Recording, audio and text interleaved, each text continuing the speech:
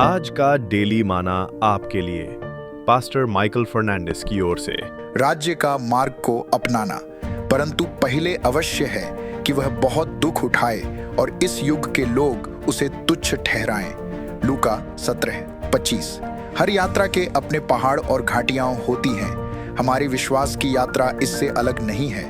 परमेश्वर के राज्य की स्थापना के लिए मसीह का मार्ग सीधा और संकीर्ण नहीं था, बल्कि पीड़ा और अस्वीकार से भरा था। उनके पीछे चलने के रूप में हमें भी याद दिलाया जाता है कि आत्मिक विकास और परिवर्तन का हमारा मार्ग अक्सर चुनौतीपूर्ण इलाकों से होकर गुजरेगा, परंतु पहले अवश्य है कि वह बहुत दुख उठाए। यहाँ एक गहरा सत्य निहित है। अक्सर हम राज्य की महिमा का आनंद लेना चाहते हैं, कठिनाइयों से गुजरे बिना परमेश्वर की उपस्थिति, आशीष और अनुग्रह को महसूस करना चाहते हैं। लेकिन परमेश्वर अपनी अनंत आज्ञा में हमें याद दिलाता है कि पुनरुत्थान के लिए सबसे पहले क्रूस पर चढ़ना जरूरी है। प्रेरित पौलुस ने रोमियो 8:17 में इस पर जोर देते हुए कहा, और यदि संतान है तो वारिस भी, वरन परमेश्वर के वारिस और मसीह के संगी वारिस हैं, जबकि हम उसके साथ दुख उठाएं कि उसके साथ महिमा भी पाएं। मसीह के कष्टों में भाग लेने का अर्थ है क्रूस के सार को समझना, बलिदान, प्रेम और मुक्ति का महत्व। वह बहुत दुख उठाए।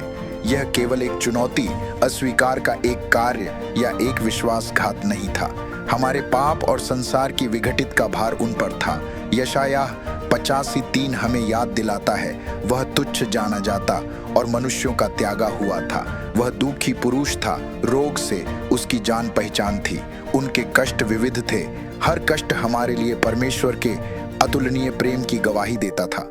फिर भी यीशु ने हर चुनौती का सामना अटूट विश्वास के साथ किया, जो परमेश्वर की इच्छा के प्रति उनके समर्पण और मानवता के प्रति उनके प्रेम का प्रमाण है। उनकी पीड़ा महज एक घटना नहीं थी, यह एक भविष्यवाणी थी जो पूरी हो रही थी, मुक्ति की भव्य योजना का एक जटिल कार्य। और इस युग के लोग उसे तुच्छ ठहराएं। क्या यह दिलचस्प नहीं है कि अक्सर हम में से सर्वश्रेष्ठ को ही सबसे अधिक आलोचना का सामना करना पड़ता है?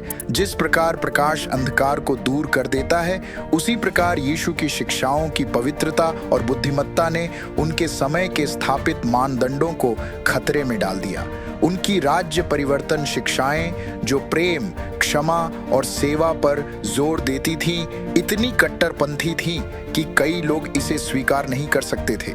जैसा कि यूहन्ना 3:19 कहता है, और दंड की आज्ञा का कारण यह है कि ज्योति जगत में आई है और मनुष्यों ने अंधकार को ज्योति से अधिक प्रिय जाना, क्योंकि उनके काम बुरे थे।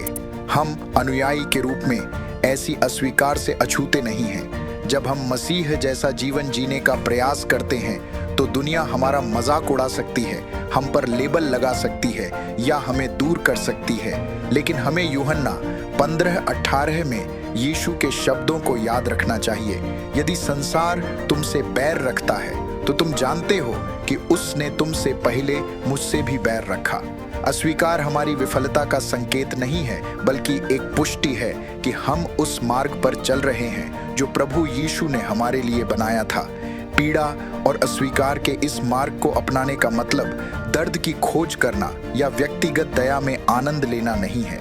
इसका मतलब यह पहचानना है कि परीक्षण आएंगे, और जब वे आएंगे तो बल के लिए परमेश्वर पर निर्भर रहना होगा। इसका अर्थ यह समझना है कि अस्वीकार और चुनौतियां परिष्कृत करने की प्रक्रिया का हिस्सा हैं, जो हमें आत्मिक दानव बनाती हैं और हमें मसीह की प्रतिरूप में ढालती हैं। हमारे परीक्षणों में मसीह की यात्रा को याद रखें। उनके कष्ट अंत नहीं, बल्कि अधिक महिमा का साधन थे। कलवरी के दूसरी ओर खाली कब्र थी, अस्वीकार के दूसरी तरफ आरोहण था, मृत्यु के दूसरी ओर अनंत जीवन था।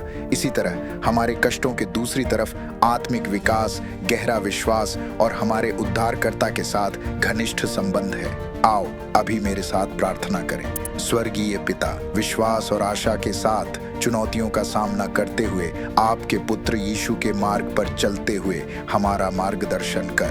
पीड़ा और अविकार के क्षणों में हमें मसीह की यात्रा और उस महिमा की याद दिला जो हमारे परीक्षणों से परे है। यीशु के नाम में आमीन।